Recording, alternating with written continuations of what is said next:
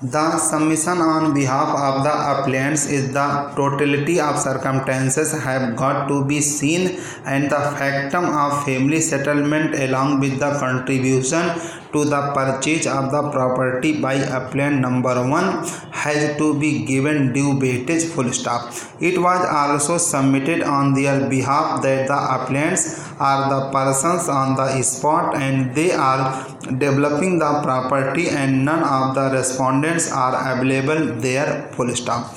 The flats are undoubtedly sold in the name of the first respondent because the property stands in his name. Full stop. In any case, it is submitted that the nature of powers under documents have got to be examined on evidence with respect to the family settlement, and the applicants cannot be non-suited at the motion stage when it was a family dispute, and particularly when the sisters who were parties to the family settlement were supporting the submission of the applicants. Full stop. The respondents, on the other hand, submitted that this was a fit case to grant the interim mandatory order as was granted by the division bench. Full stop. The property belonged to the respondents, and it is only because they were not well that the applicants carried out the development thereon. Full stop. Now, they are taking advantage of the situation. Full stop. Para. We have noted the submission of both the parties. Full stop. The question which comes up for our consideration is whether the learned single judge exercised his direction in such an arbitrary or perverse manner that the appellate court ought to have interfered with it. Full stop. The learned single judge has passed a detailed order explaining as to how he was constrained to grant only the limited interim relief. Full stop. It was in the interest of both the parties as well as the flat purchasers. Full stop.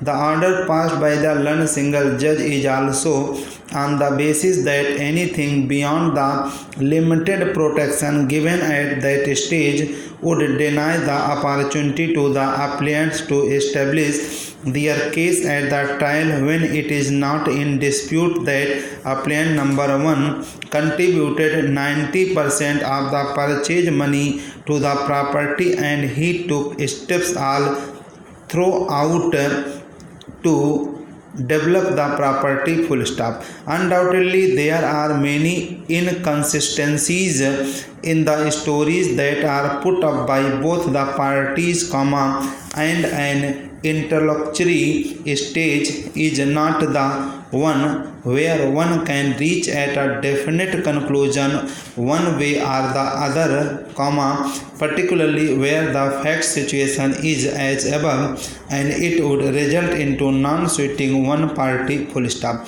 As far as the order of learned single judge is concerned, it must be noted that it was a suit by one joint owner of an undivided family house to restrain the other joint owners their heirs from transferring their share of the house and from parting with possession to a third party purchaser and restraining the purchaser from entering into and or remaining into possession of the suit property. Full stop. This was on the basis of the mandate of section 44 of the Transfer of Property Act and particularly its proviso. Full stop.